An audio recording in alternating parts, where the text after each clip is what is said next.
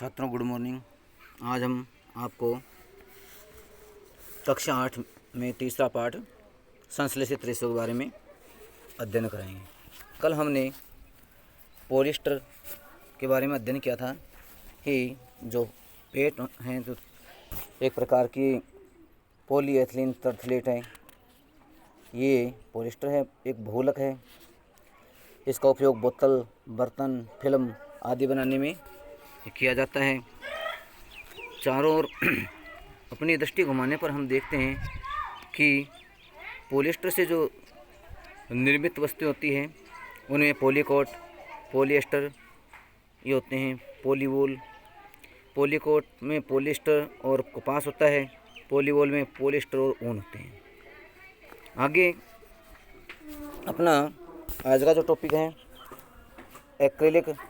हम सर्दियों में स्वेटर पहनते हैं तथा शाल अथवा कंबलों का उपयोग करते हैं। इनमें से बहुत से वास्तव में हम सर्दियों में क्या करते हैं, सर्दियों में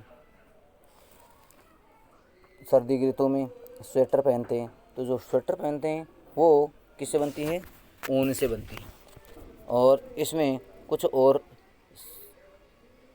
संश्लेषित रेशे भी उपयोग में आते हैं तथा शाल अथवा कंबलों का उपयोग करते हैं। कंबल भी एक सर्दियों में शॉल की बजाय एक गाढ़ा वस्त्र है जिसकी लंबाई चौड़ाई शॉल की अपेक्षा अधिक होती है। इनमें से बहुत से वास्तव में प्राकृतिक ऊन से निर्मित होते हैं। प्राकृतिक ऊन लेकिन कुछ उनसे निर्मित नहीं होते, कुछ अलग प्रकार के भी यानी संश्लेषित रेशों से भी निर्मित होते हैं।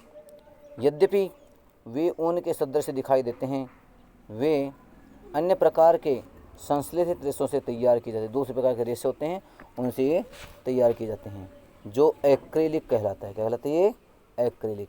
ये एक संश्लेषित रेशा है, एक्रेलिक कहलाता है। ये प्राकृतिक स्रोतों से प्राप्त ऊन, प्राकृतिक यानी पादपों से और जंतुओं से। प्राकृतिक स्रोत क्या हैं? पादप और जंतु। इन स्रोतों से प्राप्त ऊन काफ़ी माने बहुत अधिक महंगी इनकी यानी कीमत होती है, वो अधिक होती है। जबकि एक्रेलिक से बनी वस्तुएं अपेक्षाकृत सस्ती होती है। इनकी अपेक्षा वह सस्ती होती है और ये विविध माने अलग अलग रंगों में उपलब्ध होती हैं। संश्लेषित रेशे अधिक टिकाऊ और पहुंच के भीतर होते हैं, यानी ये हमारे आसानी से हम इनको प्राप्त कर सकते हैं। सस्ते होने के कारण आम हर आदमी को खरीद सकता है, इसलिए कहते हैं ये टिकाऊ होते हैं और पहुंच के भीतर होते हैं। हम जो खरीद सकें वो हमारी पहुंच के अंदर है। जिन रेशों को हम खरीद नहीं सकते, जिन वस्त्रों को हम खरीद नहीं सकते वो हमारी पहुंच से बाहर होते हैं। हर आदमी उसको नहीं खरीद सकता, उनकी कीमत अधिक होती है, जिससे ये प्राकृतिक रेशों की अपेक्षा अधिक लोकप्रिय है। ये सस्ते होने के कारण एक्रेलिक से बनी वस्तु होते हैं, वो सस्ती होने के कारण ये प्राकृतिक रेशों की अपेक्षा अधिक सस्ती हैं और लोकप्रिय भी हैं ये। अब हम इन प्राकृतिक रेशों के बारे में हम एक क्रियाकलाप करते हैं। इनको जलाने पर जो प्राकृतिक रेशे हैं हम देखते हैं वो किस में बदल जाते हैं? वो राख में परिवर्तित हो जाते हैं। यदि हम संश्लेषित रेशों को जलाने का प्रयास करेंगे तो हम पाएंगे कि ये संश्लेषित रेशे ये हानिकारक हैं। इनको जलाने पर एक दुर्गंध उत्पन्न होती है और ये जल करके और हमारी वास्तव में हमारी जो त्वचा है उस पर चिपक जाते हैं। अब इसके बारे में एक अध्ययन दिया है कि इनका व्यवहार, किनका व्यवहार? संश्लेषित रेशों का व्यवहार प्राकृतिक रेशों, इनका जो गुण है वो व्यवहार नहीं, उनका गुण प्राकृतिक रेशों से भिन्न भिन्न माने अलग है। जैसे प्राकृतिक रेशे उनसे इनका व्यवहार अलग है। हम ये पाते हैं कि संश्लेषित रेशे जो मानव निर्मित रेशे हैं, जो रासायनिक पदार्थ जो रहते हैं वो गर्म करने पर पिघल जाते हैं और यह वास्तव में संश्लेषित रेशों का एक हानिकारक गुण है। क्यों? ये पिघल करके हमारे शरीर से चिपक जाते हैं। यदि वस्त्रों में आग लग जाए तो यह बहुत आपदाजनक हो सकता है। यदि हम संश्लेषित वस्त्रों को पहनते हैं और किसी कारण से उनमें यदि आग लग जाती है तो ये बहुत ही आपदाकारक, बहुत ही हानिकारक, बहुत ही दुखद हो सकता है। क्योंकि कपड़ा, इससे जो निर्मित कपड़ा है वो पिघल जाता है और इसके पहनने वाले व्यक्ति के यह शरीर से चिपक जाता है। अतः हमें प्रयोगशाला अथवा रसोई घर में कार्य करते समय संश्लेषित वस्त्र नहीं पहनने चाहिए। यदि हम कोई प्रयोगशाला में कार्य कर रहे हैं तो वहाँ भी अग्नि का या कोई रसायनों का उपयोग होता है, तथा रसोई घर में काम करते हैं तो वहाँ भी जो आग के कारण वस्त्रों को जलने का डर रहता है, इसलिए वहाँ पर भी हमें जब कार्य कर रहे हैं तो संश्लेषित वस्त्र यानी कपड़े का उपयोग नहीं करना चाहिए, क्योंकि ये संश्लेषित से जलने के पश्चात हमारे शरीर से चिपक जाते हैं और बहुत ही हानिकारक होता है, यानी कि हमारे लिए नुकसानदायक होता है।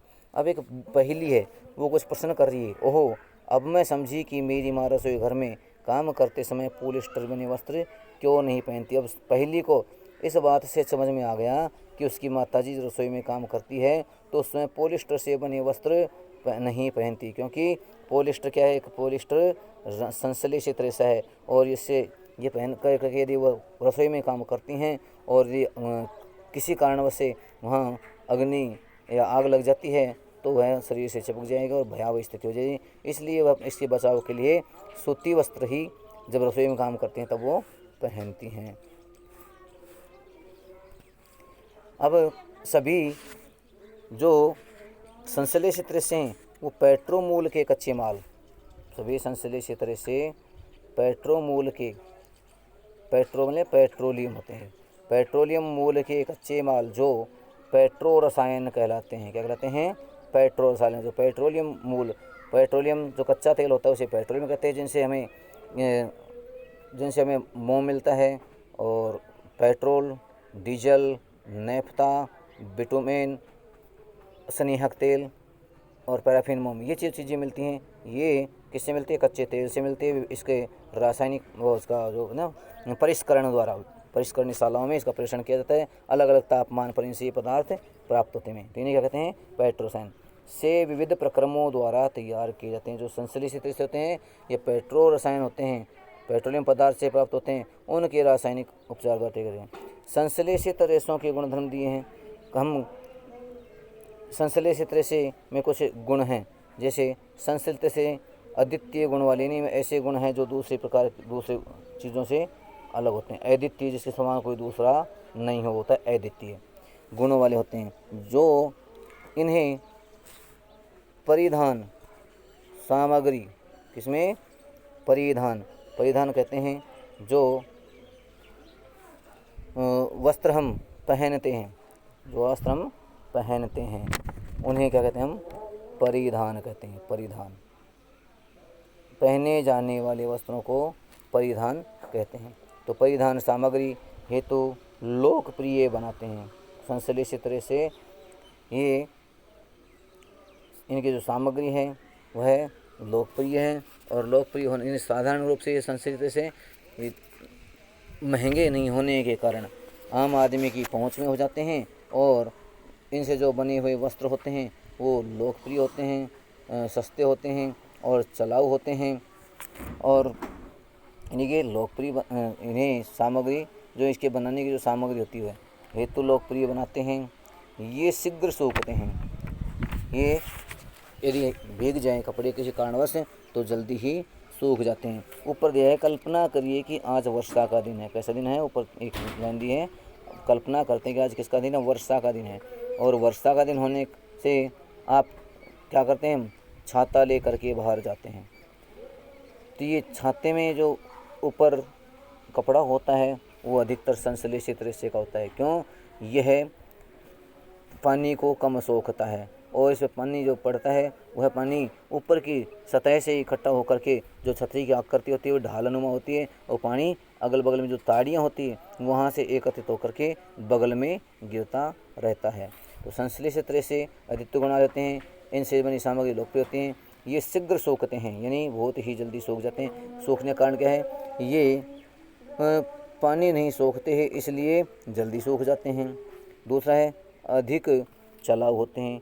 इनसे जो बने हुए वस्त्र होते हैं वो अधिक दिनों तक हमारे काम में आते हैं, जल्दी फटते नहीं हैं और नहीं कटते हैं।